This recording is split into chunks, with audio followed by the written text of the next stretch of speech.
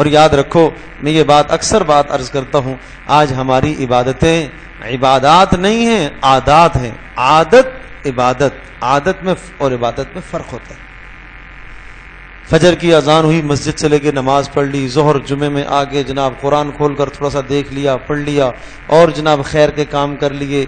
یہ عادت کے مطابق اعمال نہ کرو، ان عادات کو عبادات بناؤ۔ اور عبادت بنانے کے لیے یہ ہے کہ جب آپ یہ عبادت کرنے کے لیے آئیں تو آپ دل میں یہ نیت کریں، اللہ کا حکم ہے اس لیے جا رہا ہوں۔ نمبر 2، آپ اللہ تبارک و تعالیٰ کی رضا کی نیت کریں۔ نمبر 3، اس پر اللہ پاک کی طرف سے ملنے والے ثواب اور اجر کی امید کریں۔